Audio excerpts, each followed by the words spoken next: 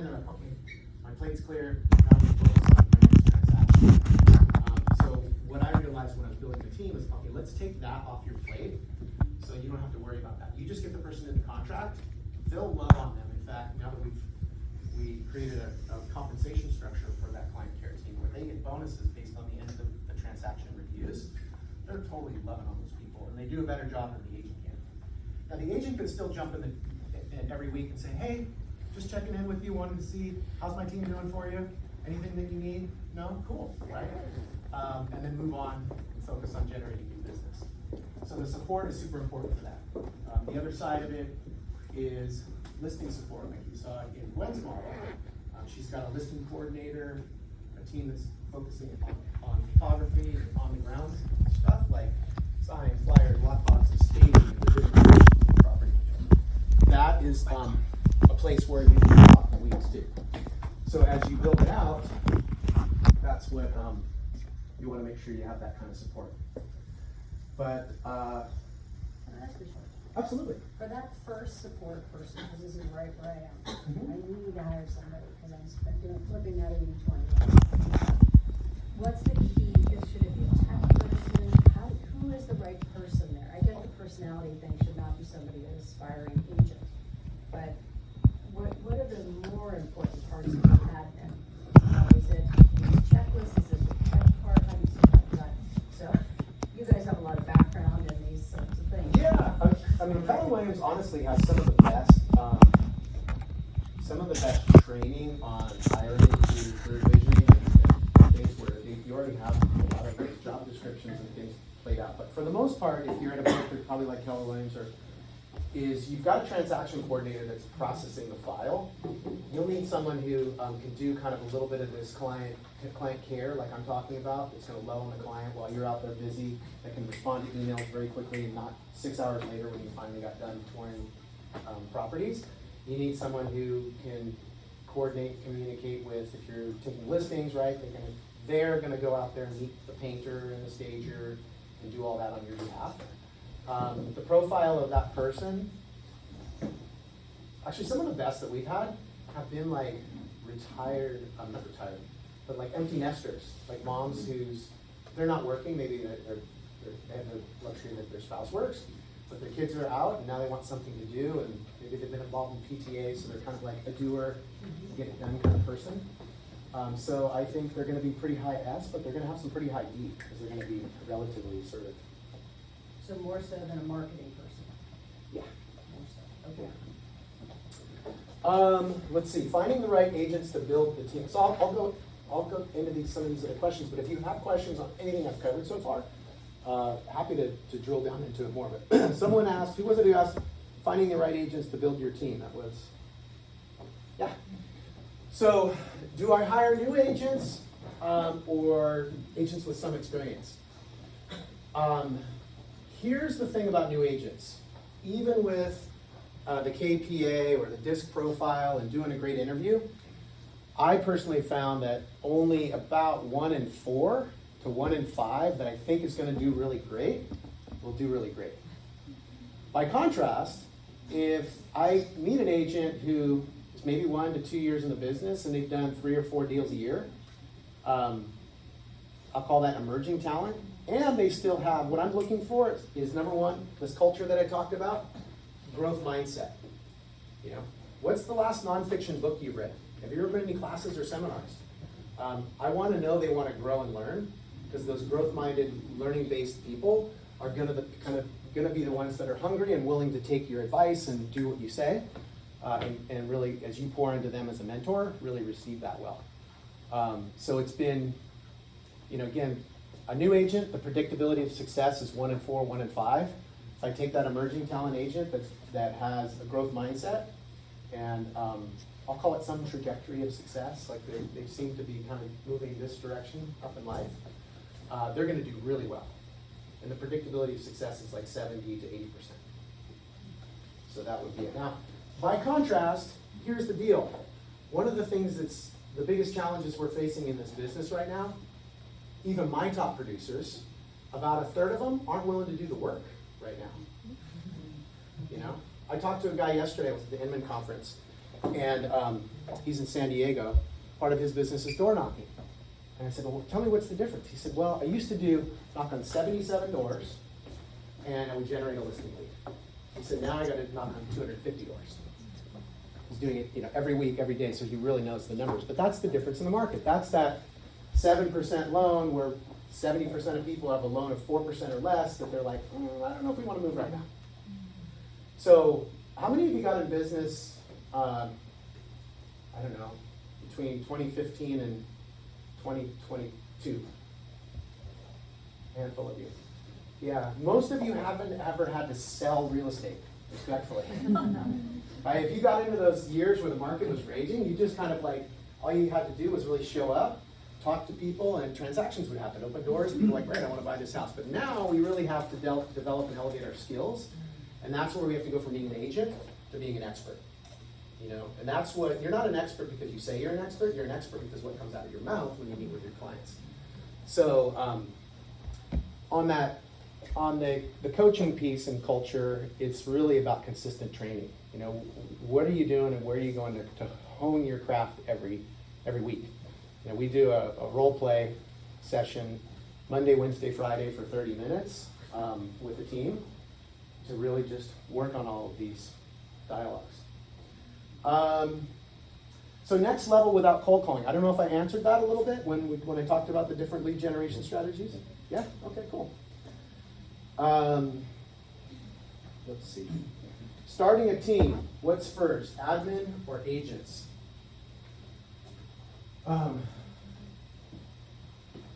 Here's the thing. Until you're doing 2 listings a month, or at least 1 listing a month consistently, you really don't need buyer's agents. Because your obligation as a team leader is to nurture, develop them, and help them become successful. And if you don't have business that you can help them with by having listings to hold open, you're going to get frustrated and they're going to get frustrated.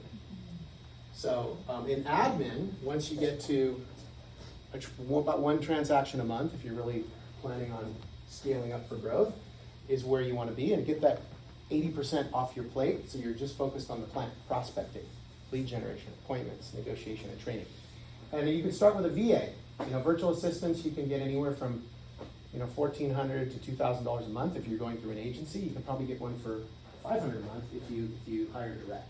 But I would recommend going through an agency that does vet the virtual assistants and train them for you. There's several different companies out there. If you have any questions on those, I can help you with that. One of the other questions we had was competing against other listing agents. What do you do? It was your question. Yeah, that was my question. You want to get really, really, really, really good at articulating your value. What I mean by that is, there's a saying I came up with, is that value unarticulated is value unappreciated. Homeowners have the perception, we just put a sign in the yard, throw it on MLS, and the house sells, right? The more you can articulate what all of the things that go into your listing system and how it potentially can help them get more money for their house is the game changer. So we built out, and we started measuring it. I had the good fortune, my second year in the business, I worked with an investor, and I was part of a mastermind group of top agents at the same time. And in this mastermind group, we meet 3 times a year. We would talk about the business, but one of our areas of focus was, what are you doing to get more money for your seller? And so over the course of 2 years, we came up with about 100 variables, things that influence the sale price. And then we baked that into a process, this mastermind group that we work with. And so our value proposition is we have a market-proven process to sell a home for up to 18% more than the neighborhood average.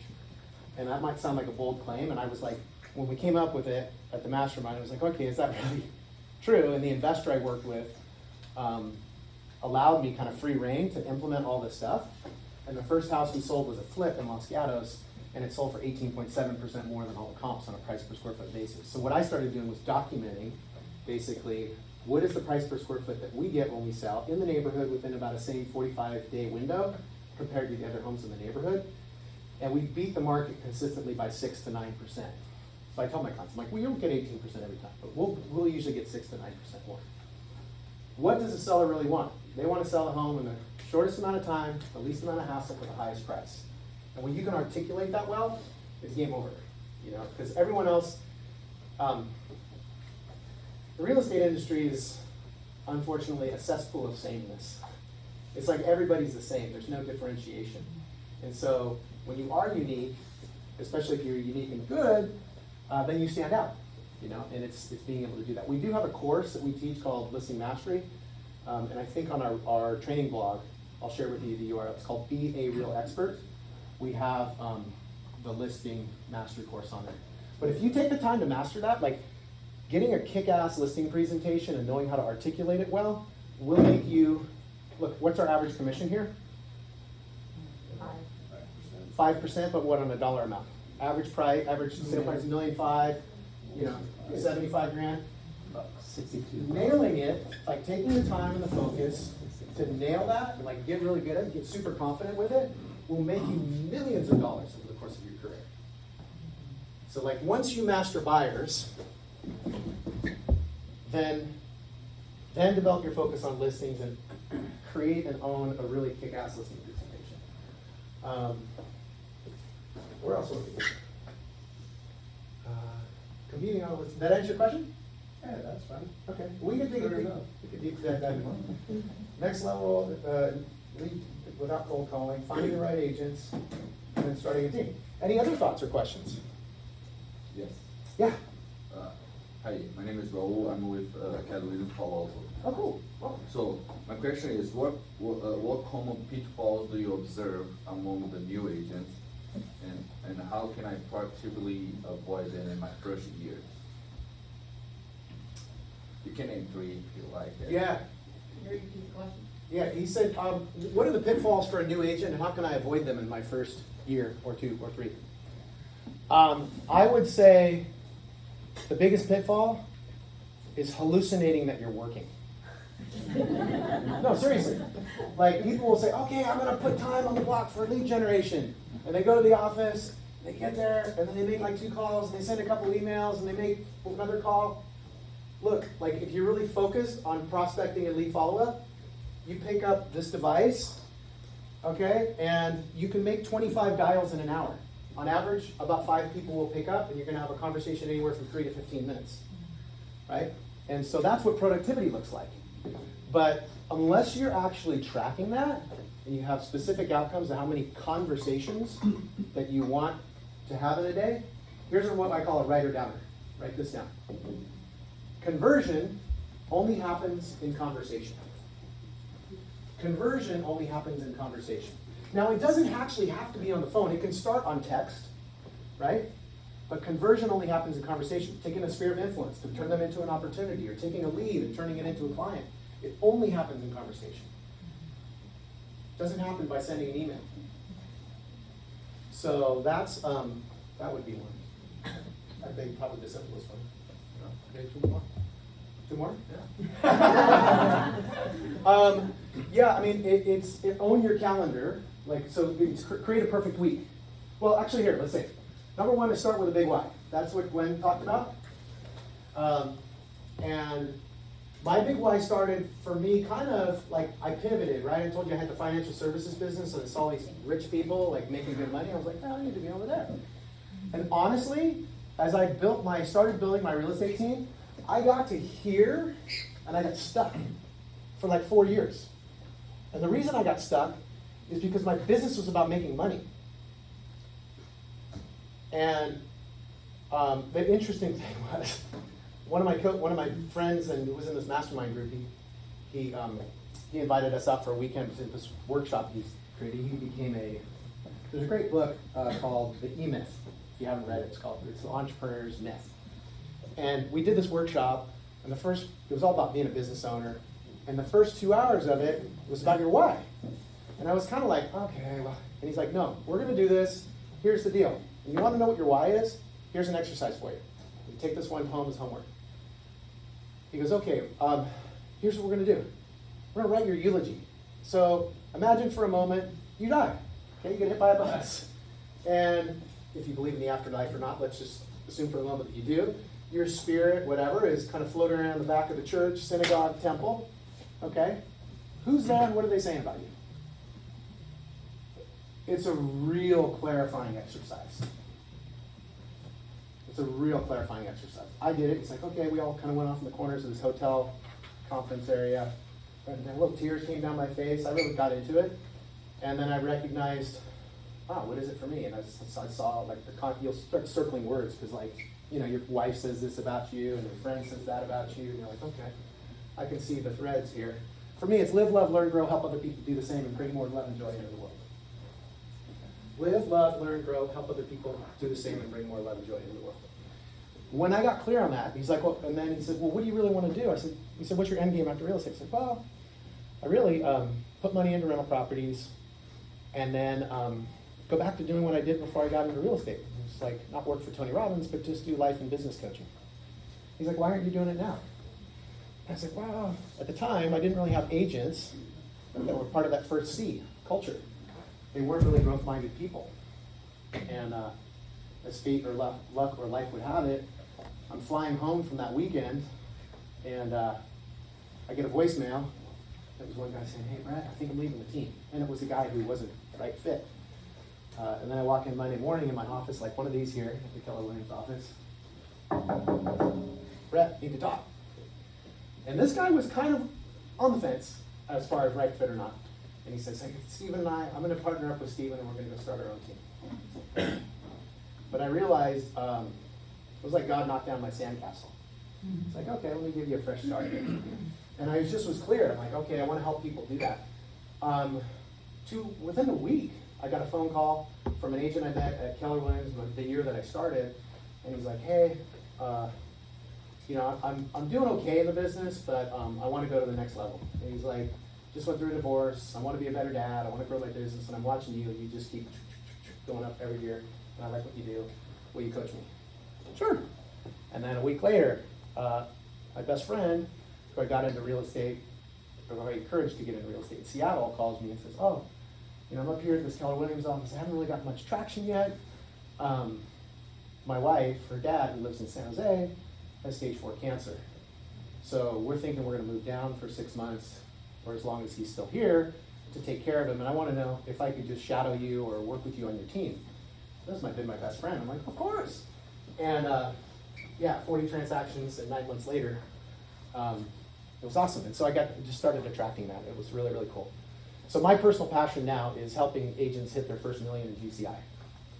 In 2021, I had a goal to help 5 agents hit their first million, and I helped 9. And I just recognize that when I do that, it's good for me, it's good for the bigger company, and it's a good thing. So, big why. So that's my why.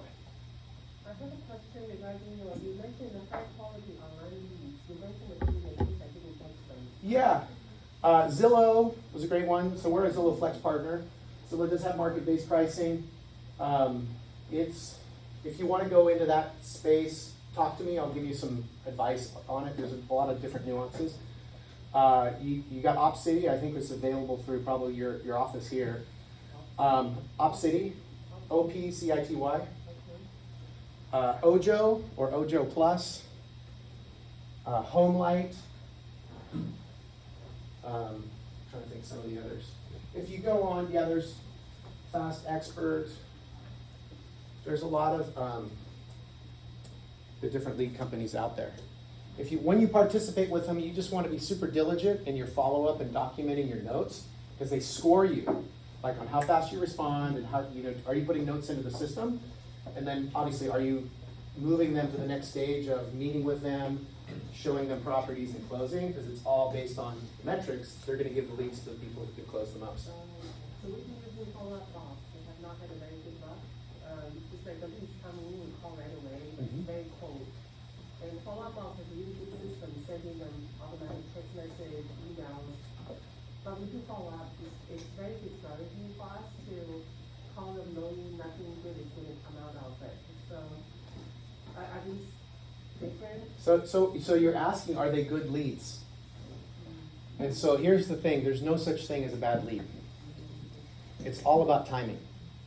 Because unless they live under a bridge, or are for a forever apartment dweller, they will buy or sell real estate at some point.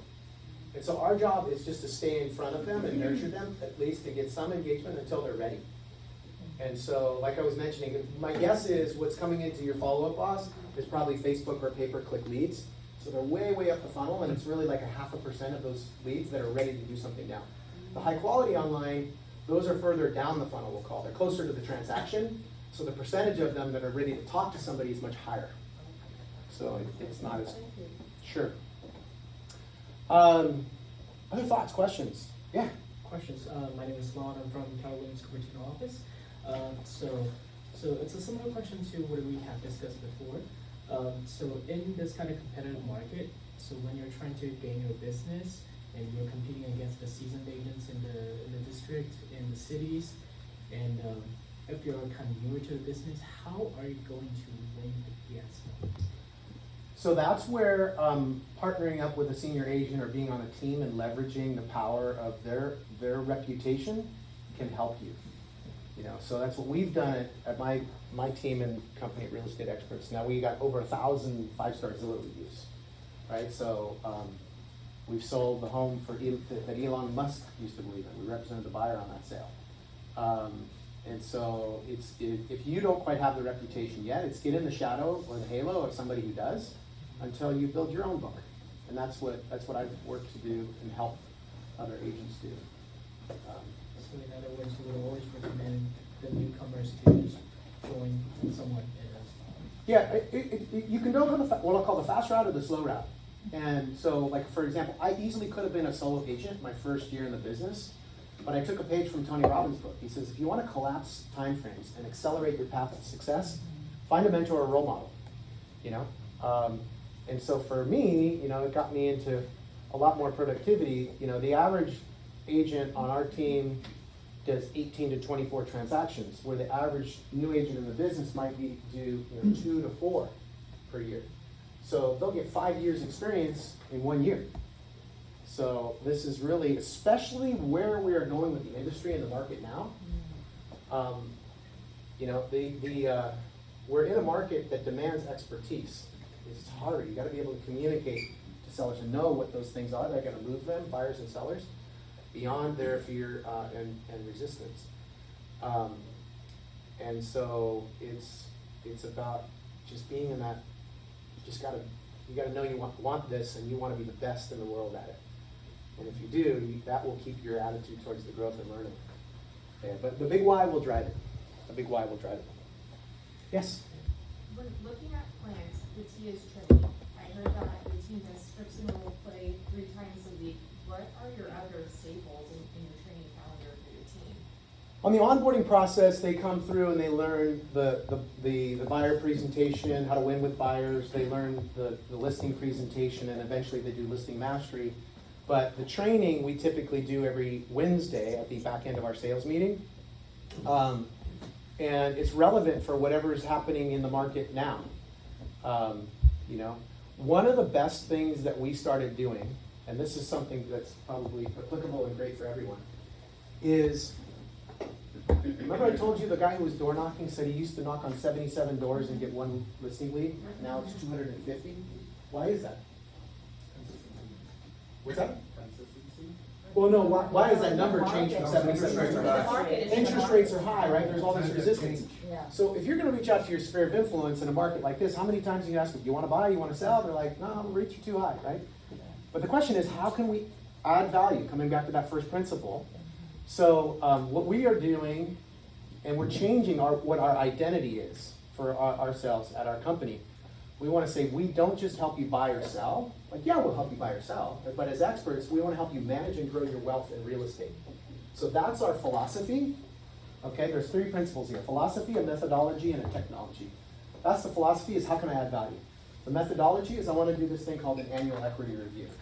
And I'm just calling my sphere saying, what's your name? Your name? No, is it? I'm Spencer. but- Spencer, oh, you didn't ask the question. Oh, okay. What's your name? Kat. Kat. So yeah, I'm calling, hey Kat, just checking in, you know, this is the time of the year we actually do these annual equity reviews for clients. Are you familiar with those, with that concept? You would say no, because they haven't heard of it, yeah. Well, just like you would meet with your financial planner once a year to kind of go over maybe your taxes and your investments and savings and things and see if you're on plan for that.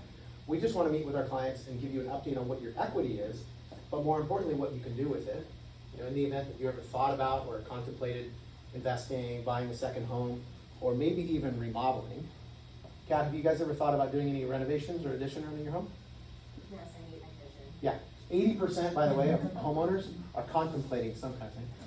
Cool, so what we can do is we can show you the equity, and then you can, as I come to your house, you can show me kind of what you're thinking of doing, or with this kitchen remodel or bathroom remodel, and I can tell you if it will be a great investment or not, because not all improvements are. In addition, if you need a referral to a good contractor, we can help you with that as well. Would that be helpful? Great. So that's the philosophy. The philosophy is add value. Methodology is that conversation. The technology is HomeBot. You guys heard of HomeBot? An amazing tool. HomeBot, you know, there's tons of home value websites out there. And people can go to Zillow and get their home value. But HomeBot will take their home value, it pulls from public record what their loan is, and then it tells them what their equity is. I'd love to pull it up. Can you pull up homebot.com? And so what it does, you just walk them through it. Oh, based on your equity, if you guys decided to move up, you could afford a house of X. If you thought about investing, you could afford up to Y. If you thought about remodeling, you could pull equity out and do a remodel. Or just Google HomeBot. Maybe it's homebot.io. That's not it. Just .ai, homebot.ai.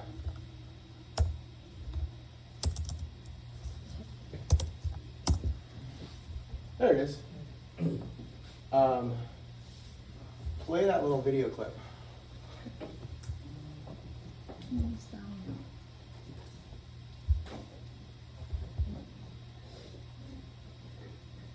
There's audio, but I don't think we can hear it. Yeah. But it tells them what they paid in principal, what they paid in interest, what they could do. They could buy their dream home. They could invest in a property. And you just simply walk them through this report, okay? But here's what it does. You've got an SOI who's not thinking about buying or selling it. You don't really have a good reason to talk to them or meet with them. Now they've opened the door and you're having a deep conversation about real estate. I can tell you, everyone in your sphere of influence probably knows 3 or 4 realtors. They don't know many of them who are going to sit down with them and have this conversation. And when you do, you're like, holy shit, Kat is so smart on real estate. And so when you ask at the end of the conversation, do you know anyone else who might benefit from this kind of, oh yeah, my aunt's thinking of selling or doing a remodel or what have you. 1 in 6 of these appointments turns into a transaction. They may not buy or sell, but they may buy an investment property or they give you a referral. 1 in 6. If you go door knocking, what did I say? 250. How do you like it? 1 over 6 out of 250? Yeah, 1 out of 6, right? So cold calling's 1 in 250. This, 1 out of 6. So that would be a good one. And the last piece I'll leave you with, do you have that last slide, Gwen, that I shared? Is kind of coming back to your question. What's the best thing you can do to ensure your success right now? It's just get into action. Do the uncomfortable and get out there and make the efforts. This is the girl you see here, Felicia Duncan. She's one of our agents. And last year, when she came to us, she'd been in business like 15 years. And she was doing like, I don't know, 8 to 12 transactions a year. So she had a ton of past clients. And one of our things is you got to get your clients in all of your sphere of influence, your wedding list, whatever it is, any leads you have, get them into a CRM, organize them, and start communicating to them. And so, anyway, Joey, our productivity coach and director of sales, asked her, hey, so how many people do you have in your database? She's like, 9. She's like, well, you know a lot of people, right? She goes, yeah, I just had my 50th birthday. I invited 250 people. And he's like, wait a second. So you sent an email, an invite out to all these 250 people, but you don't have them in your database? She's like, no. Okay, first thing we're going to do is that. Second thing we're going to do is just get in touch with them and say, hey, thanks for coming to my birthday party, or sorry you missed it, and ask them for referrals. And she was totally uncomfortable about it. But she made 250 calls in 8 days. She ended up with 16 listing appointments that turned into 11 listings, 6 buyers, and made $150,000 in the course of about 6 weeks. So that's the power of a challenge. I just finished this thing called 75 Hard. Anybody hear about this 75 Hard thing? It's remarkable. People think it's a fitness challenge, but it's not. It's really a mindset challenge. It's basically work out twice a day, drink a gallon of water a day, don't drink any alcohol for 75 days. Don't drink any alcohol. Yeah, read 10 pages of a nonfiction book. It's hard. And if you miss a day, you start over. I did it, it totally changed. Like, I got in as good a shape as I've been since I was 22. And a challenge, what it does is it gets you outside your comfort zone for a short period of time. You're not going to do this forever, but it's long enough to just develop some habits, to get uncomfortable, because guess what? Like, growth doesn't happen in your comfort zone. And there's no comfort in the growth zone. But by just being willing to be uncomfortable for a short period of time, when it's done, you've now like raised your standards. Like for me, I would drink, I don't know, there's no judgment, by the way, when I say this. Like, I would drink a couple days a week and then a few beers on the weekend, maybe 3 days a week I used to drink. I didn't drink for 75 days, and now I'm like, I have a drink, and I realize you don't know what good feels like until you feel good. And I was like, okay, well, maybe I just drink less. That's one thing that happened. The other thing, I'm just more consistent in what I eat and just feel a lot better. So this is a challenge, and we're putting it out there. There's a QR code if you want to join us. It'll be for 6 weeks. The goal you're going to be accountable to for yourself is to talk to 5 people a day, meet with 3 people a week. You can do these annual equity review conversations. We'll teach you how to do those. Could you blow that up a little bit? Is that possible? Maybe there you go. It's just on the QR code so they can see it. Or you can go to join45hard.com. You can scan once you click. You can scan it? Okay, Yeah, cool. yeah. So it's a 6 week challenge to get into productivity. So 5 conversations a day, meet with 3 a week, read 10 pages of a book called Fanatical Prospecting, which if you haven't read it, and if you have any resistance to like picking up the phone, it's an awesome book. Because the author takes you on a tour of your own mind, like all the stories and things, thoughts that you have about calling people. Oh, I don't want to be bothering them, I don't want to seem like I'm begging for business. And he basically just clears all the bullshit out of your mind. So yeah, so that would be if there's anything I can do, because the purpose of training, the reason I came here today, it's all good. I've shared some good ideas with you, but unless you put them into action, it doesn't mean anything. The purpose of training is action.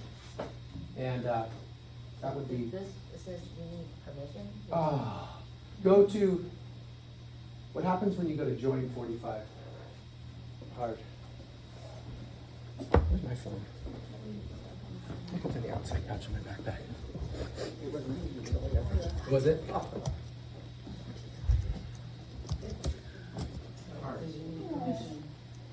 Okay.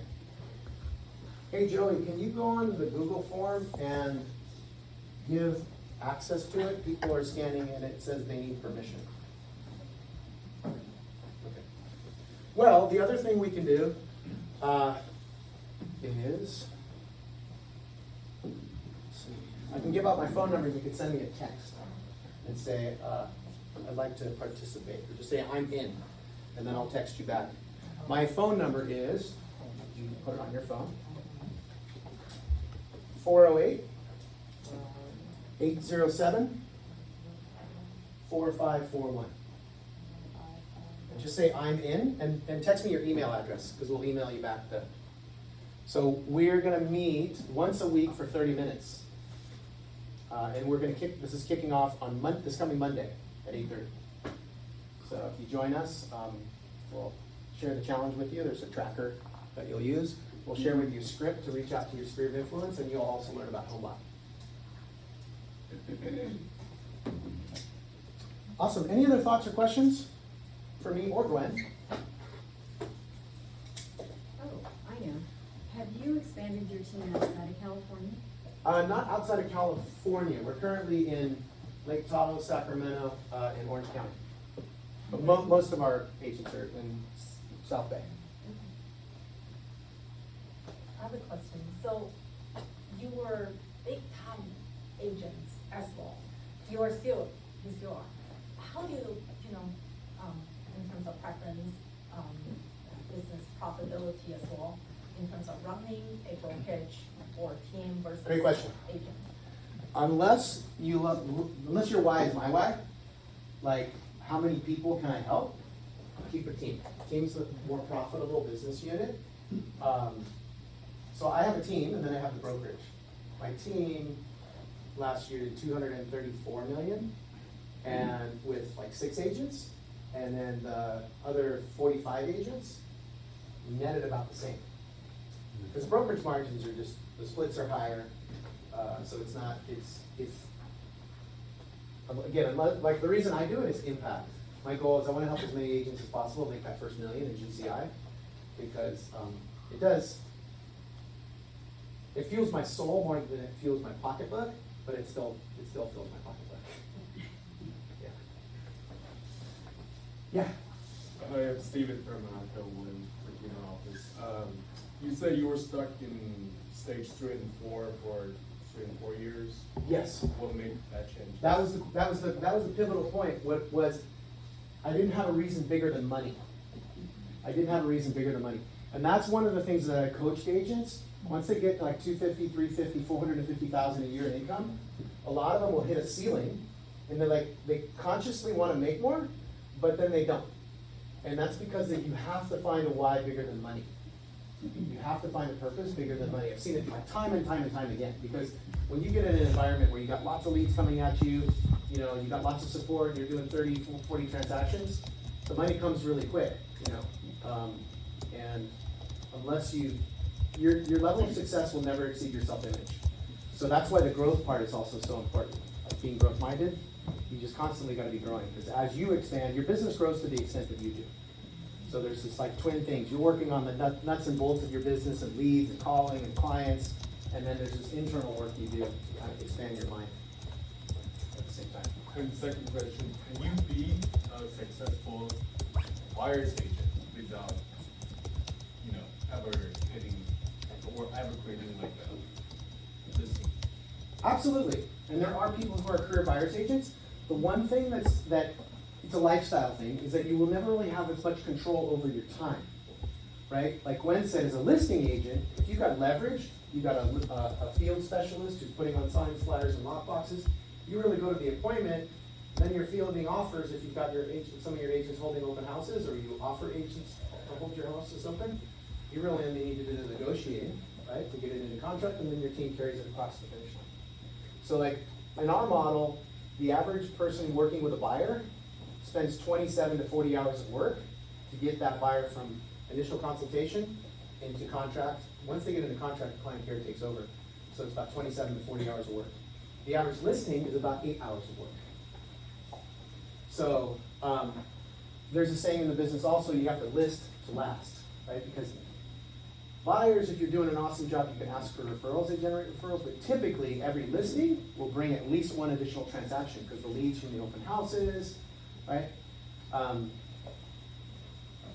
That being said, when I started in real estate and I interviewed the 42 agents I told you about of the top 100, one guy totally impressed me. He worked for Remax. He was maybe towards the end of the career, he's probably out of the business now. But I said, and I'd ask him, how many deals do you do? How much do you work? He goes, this was in 2008. He said, I did 22 deals. I made 450,000, and I work like 19, said I took 200 days off last year, and I don't work weekends. And I said, oh, you must be a listing agent. And he's like, no, I'm a buyer's agent.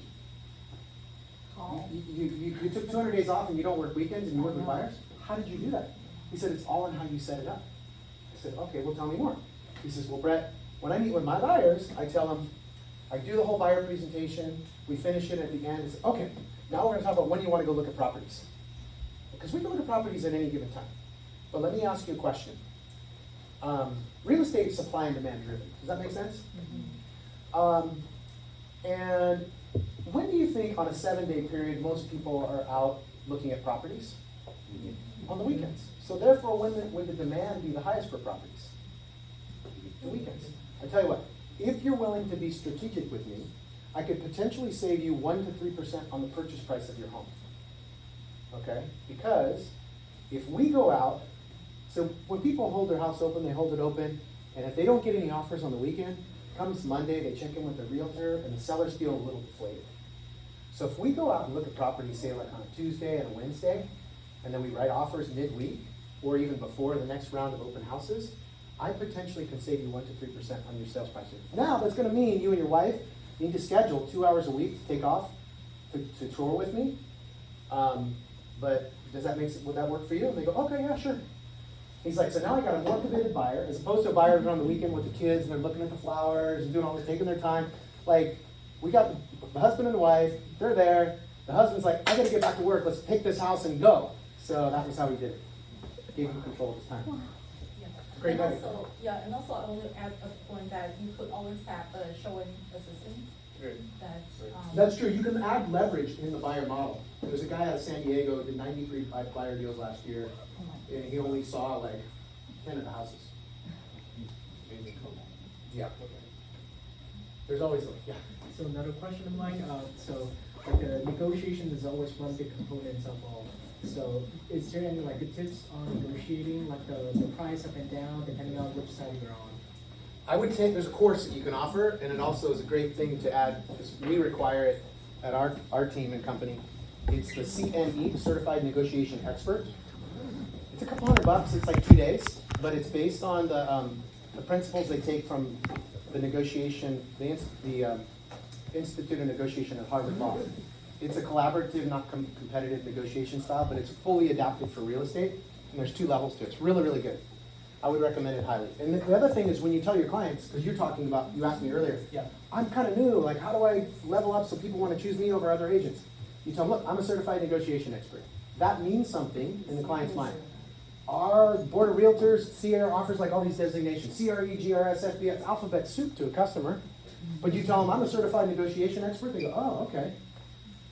So that helps. What's the website? CNE, Certified Negotiation Expert Training. CNE, I forget what the exact website is, but if you Google CNE, Certified Negotiation Expert, you'll find it. What about listing appointment, like, Listing training, listing training? take our listing mastery course. Oh, It's free. It's on the website, I don't know. bearealexpert.com.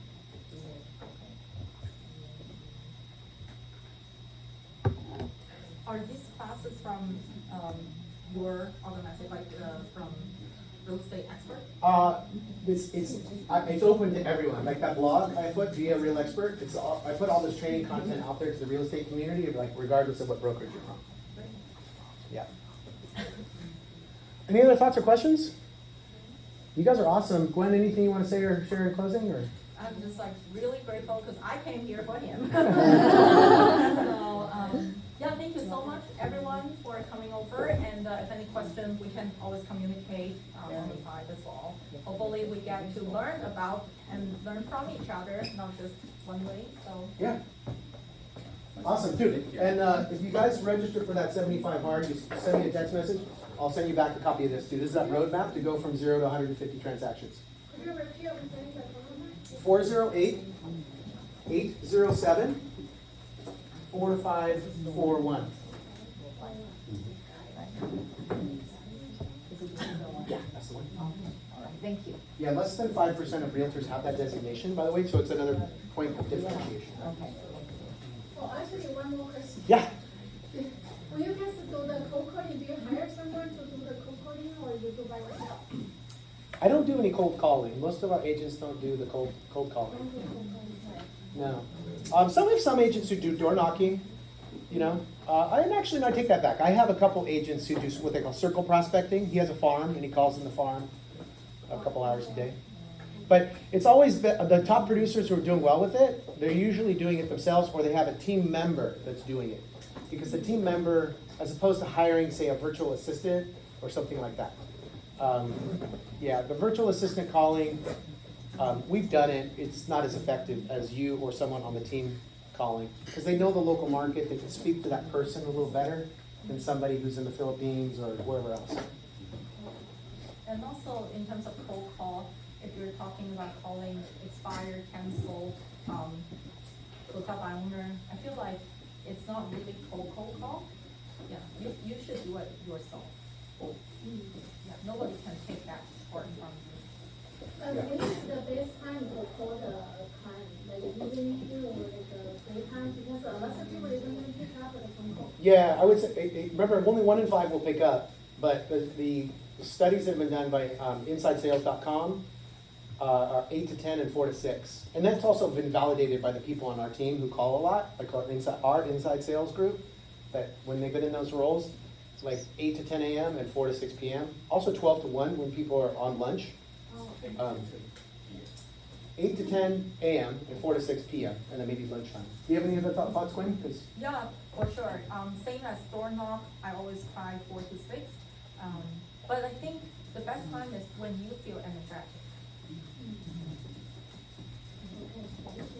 Use like Redx websites and. Yeah, I mean, here's the thing with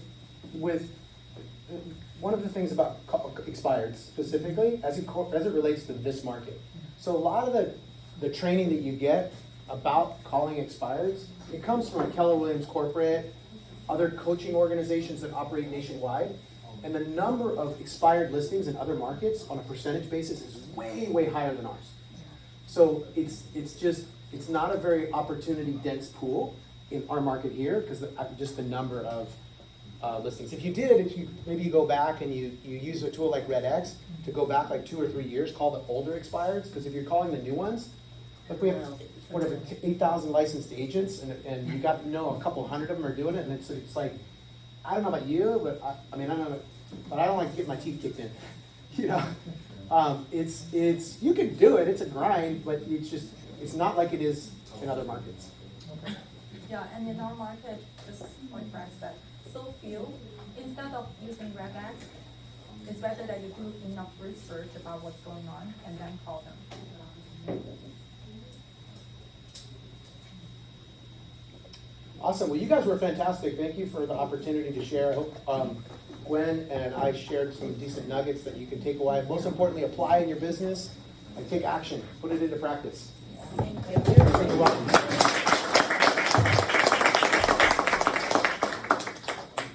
Thank you, Wen and Brad. Thank you, everybody, for your coming. Brad, where's your